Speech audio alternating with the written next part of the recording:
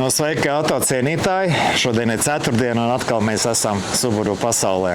Jā, Subaru ir ļoti mīļi vienai daļai auditorijas, un it īpaši ir tādi, kas negrib nekādā gadījumā šķirties arī ar, vecu Subaru, jo viņš ir mīļš, viņš labi iet, bet viņš ir sarūsējis. Citam, nepatīk tas, kad viņam ir pa vāju dzinējs. Viņš savulaik ir paņēmis 1.6, bet gribās ņīprāku. Arī tādas iespējas ir. Citam, nepatīk dīzels. Viņš grib dīzeli nomainīt pret benzīnu. Arī tādas iespējas šeit ir. Es pats savulaik meklējot mašīnu Japānā sāku skatīties uz Japāņu Subariem, bet tur bija stūre, tā kā šim otrā pusē. Parunājot ar vietējiem, saprotu, ka tas ir sarežģīti, tas ir dārgi un arī to var.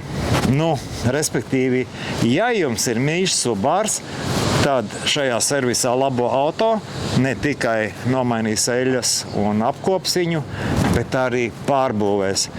Par to arī šodien saruna, ko var, ko nevar, kādas iespējas. Klausamies Aināru. Sveiks, Ainār! Čau! Runā, ka tu ne tikai servisā remontē automobīļus, Subarus ir tīpaši, bet arī pārbūvē. Ko tas varētu nozīmēt? Tas nozīmē padarīt ikdienu interesantāk, jo darot ikdienas tikai standarta darbus, eļļas, kluči, kaut ko ap mašīnu, kas ir standarta, būtu garlaicīgi, bet uztaisīt kādu projektiņu, kas silda sirdi, tas ir interesanti. Aha.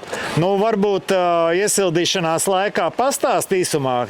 Tas ir motorus maina, stūri no vienas puses uz otru pārliec, pretrūsu uz visu mūžu uztais. Jā. Pie projektiem dažādi ir. Ir pat projekti, kur dara visu, gan pretrūsu, gan motoru maina, gan tai mašīnai ir saulaicīgi arī nomainīta stūre no labās uz kreiso pusi. Ir arī tādi gari projekti, bet ja ir kaut kāda vīzija, ko vēlās cilvēks ikdienā sev iegūt, braucamo, tad mēs to varam izdarīt. Ķeramies pie pirmās vīzijas? Ķeramies. Šodien tāds vējš. Varbūt kāds Subāris grib, lai arī viņa Subārs izjūt to pretvēju un grib lielāku dzinēju. Kas tad notiek?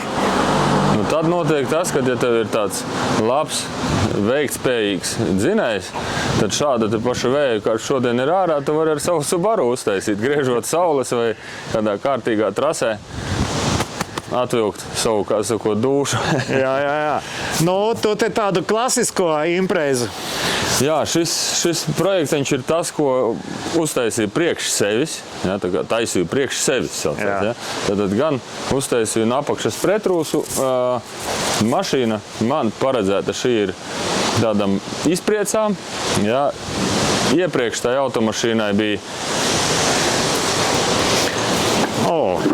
šāds te neliels dzinējs. Tas ir kāds 1.6? Jā, pats mazākais to gadu dzinējs. Jā. Un patreiz tai automašīnai ir iebūvēts. Aha, skaties un brīnies. Iebūvēts šāds te H6. 3-litrīgais. Jomajo. Kā viņš te ielīd vispār iekšā? Ir daži noslēpumi, bet prasīja gan izdomu, gan ko, bet viss ir savās vietās, viss ir nostiprināts. Un dzinējs ir, kā sakot, savā vietā un atbilstoši CSDD. Tad gan saskaņots, gan atrādīts, gan apskata izieta. Viss ir kārtībā. Aha. Tad jautājums ir tāds, vai tu vari nomainīt 1.6 pret 3, vai arī ar citus dzinējus var nomainīt Subaram? Principā, kādu dzinēju uzstādīt automašīnai, ir vispirms jāizdomā pašam tam projekta autoram. Sauksim autoram, ko tad viņš grib. Un tad mums ir jau šāda tāda pieredze arī to, ko nedrīkst darīt. Ir arī, diemžēl, tādi jautājumi. Jā. Tad mēs varam pakonsultēt, ko tad drīkst darīt, ko nedrīkst darīt. Tas varu tā pakluso pateikt, ka tas ir saistīts ar izmešu kategoriju. Tātad īsumā jaunākā mašīnā nedrīkst likt vecāku motoru. Nu, īsumā. Tad, ja šo te ievēro, tad pārējo principā visu drīkst likt. Var dīzeļu mašīnā ielikt benzīna motoru. Ja grib, var ielikt benzīna mašīnai dīzeļu motoru. Var ielikt 1.6 vietā 3.6. Nu, dažādi tās iespējas. Subaru tā konstrukcija paredz. Viņi visi savienojās gan ar transmisiju, gan savās tajās pieskrūvēšanas vietā. Tur nekas nav jāprojektē jauns. Tas viss ir standarts. Jā, nu, es pilnīgi apskatījos un domāju, ka šādu dzinēju varētu manu vecajā Subarā ielikt, bet labi, ejam tālāk. Nākošie divi Subari un abiem kapoti vaļā. Kāpēc? Nu, tāpēc, lai bišķiņu uzskatām parādītu, ka lūk, šī mašīna jau ir aprīkota patreiz ar 3-litrīgo motoru, kas imprezām Fetchbeka izpildījumā nemaz nenāca. Oi, viņš pat griežās. Nu, jā, mūžīgais dzinējs. Mūžīgais, jā, viņš pat netērē neko. Un šādi viņš izskatījās pirms kāda laika. Tur bija parasts 2-litrīgs motors, jā, bet cilvēks vēlējās, lai jauda mašīnai būtu lielāka. Nu, kā tu no šitā mazā dabūsi jaudu? Vai nu mainot dzinēju, vai nu turpinot sapņot. Nu. Aha. Un tādus pašus trīniekus dzirdēju, kad arī Foresterī var ielikt, ja? Jā, tieši tā. Var arī šīs te pašas paaudzes Foresteros, var arī Outback nomainīt dzinēju no, piemēram, dīzeļu motoru, uztaisīt benzīnu motoru, ielikt 2.5 vai 3.6. Iespējas ir dažādas. Kā tik ir tas, kas vajadzīgs pašam braucējiem. Jā, nu noteikti visi gaida, kad mēs pieiesim pie tā zilā. Tas ir ņem-ņā. Jā, to mēs varētu pēc brīža parādīt maza. Jā, vai? No saldais ēdiens. Stienīs! Noteikti visu trako cilvēku sapnis, jā? Nu jā, kārtīgs Subaru fans vēlās šāda mašīna. Jā, loģiski. Kāpēc mēs esam nolikuši divas, par ko mēs runāsim? Tu paskatīsies no šīs te puses uz viņu, tad ir redzams, ka tā ir angļu mašīna. Bet stūra stāv jau kreisajā pusē. Tad... Es uz priekšu apstāties neredzu, ka tā ir angļu mašīna. Vienīgi varbūt numuri. Numura zīme, jā, tas, kas nodod. Un, jā, šai mašīnai jau ir veikta pārbūve un ir uzstādīts dzinējs STI, ieskaitot arī visu komplektāciju. Kas viņā stāvēja pirms tam?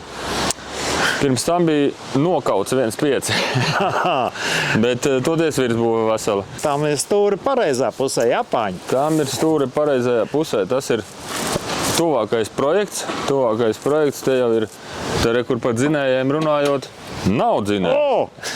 Jā, lai kvalitatīvi pārbūvētu mašīnu, nu, dzinēji būtu jāizņem, lai to motoru telpu var uztaisīt, nu, tā kā ar odziņu, lai viss ir kārtībā. Un, tāpēc dzinējs šeit nav iekšā. Šeit netiks mainīts dzinējs uz kaut ko citu.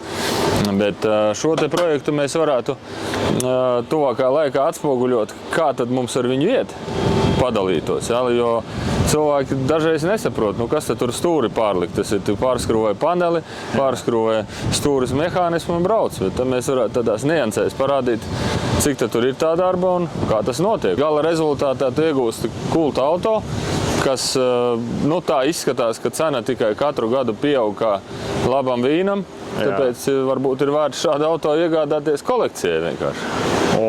Nu, pasekosim un apstīsimies rezultātu, kad stūre būs mums saprotamā pusē. Lai Subārs ātri ietu, viņas pirms tam ir lēni jāstumj. Divas kulta mašīnas uz pacēlājiem, ko tas varētu nozīmēt? Nu, katram savi darbi. Jā. Nu, parādi, kas ir, kāpēc mēs pie viņām esam apstājušies? Nu, šis auto ir jauns iegādāts Latvijā un ir atbraucis, protams, uz ko? Pretrūsa noteikti. Pretrūsa, tieši tā. Mēs varam apskatīties kā 11. gada, tātad 15 gadi mašīnai, kas ar viņu pa Latviju ir noticis. Jā. No tāda izskatās laikam daudzi Subaru, vai ne? Nu, jā, šis, teikšu, vēl nav pat vistrakākais. Te ir, nu, rūsa ir, jā, viņa būs jānotīra, bet šis vēl iztiks bez jebkādas metināšanas. Te būs tikai jānotīra un Nu, jāuztais smuks. Ar sarkano ir skaidrs, kas ar zilo. Ar zilo savukārt mēs varētu parādīt, kā izskatās 98. 99. gada mašīnas, kas ir tikko atvestas no Japānas, Latvijas ceļus un ziemas nav redzējušas. Tā ir šī automašīna. Vai jūs esat redzējuši? Es nē. Tie ir Subaru ziedu laiki, tā teikt. Nu, tad te arī var uzmest aci, kas te darās. Oi. Nu jā, Japāna ir dīvaina zeme. Tur mašīnas netik traki rūsē. Jā, te var pat apskatīties pat tādas interesantas lietas, kā katra skrūvīte. Katra skrūvīte ir pilnīgi vesela. Jā. Nu, lūk, šāda automašīna prieks pārbūvēt. Tu zini, ka viņa visticamāk kalpos ilgi un dikti vēl un atgādinās par vēsturi, autobūves vēsturi. Jā, nu tiešām gandrīz tā kā svaiga. Jā, kā jauna. Jā, nu superīgi tā mašīna Japāņa izskatās tā kā jauna, jā. Jā, prieks. Maijs iet uz beigām. Kā mēs varam ar tiem visiem subāristiem, kas grib parādīt savas mašīnas? Nu, ir tā, ka ņemot vērā cilvēku atsaucību, mēs labprāt arī palīdzam tikt skaidrībā ar saviem Subaru, tad esam nolēmuši to akciju pagarināt līdz pat Jāņiem, kad droši varat pieteikties uz kārtīgu automašīnas apskati, lai saprastu, kādā stāvoklī ir gan virsbūve, gan dzinējs, gan elektronika, saņemt sarakstu ar to, kas ir darāms uzreiz vai varbūt tuvākajā laikā, lai mašīna nepārsteigtu. Kā rīkoties tiem, kuri vēl nezina, kā pavadīt vasaru ar pilnpiedziņas mašīnu un kur tādu dabūt? Tie var starp citu pat atbraukt, piezvanīt un pasaka, vai varētu pabraukt ar Subaru. Jā. Ir pat kādas 2-3 mašīnas, kas mums ir servisa maiņas mašīna. Nu, ja ir garāki remonti, ir dažreiz nepieciešams cilvēkam turpināt braukt, tad var iznomāt, piemēram, Subaru. Vai varbūt jau esat nolēmuši un gribat iegādāties kaut vai šo modeli. Tad varat atbraukt, pabraukt ar viņu, varam iedzīt servisā, paskatīties. Varbūt tas auto ir jūsējais. Es šito izgriezīšu laukā, es reiz ar tevīm sākšu runāt un iedot pabraukt prasīšu. Tikai iedot pabraukt ar VRX gan nesenāk. Tā ir mašīna, kas prasa, tādu psiholoģisko noturību, lai neaizrautos. Jā. Tiem mierīgākiem cilvēkiem, kuriem varbūt VRX nevajag. Ir Legacy, ir Outback, ir arī mazais Subaru Justy, atceries vienā video bija. Tā kā dažādas mašīnas var pamēģināt, saprast, patīk, nepatīk. Varbūt konkrētā mašīna nepatīk, bet gribu vispār saprast, kādi ir apmēri, kā viņa brauc. Var atbraukt, iznomāt un pamēģināt vienkārši. Super. Atkal bija interesanti, atkal ir par ko padomāt. Atkal ir šīs foršās zvaigznes, kur iespējams, ka daudzi vēl nemaz nav ņēmuši vērā, ka tāds ir. Un ir arī Labo autoservis, kurā ne tikai remontē Subārus, bet viņas arī uzlabo. Izvēle jūsu rokās.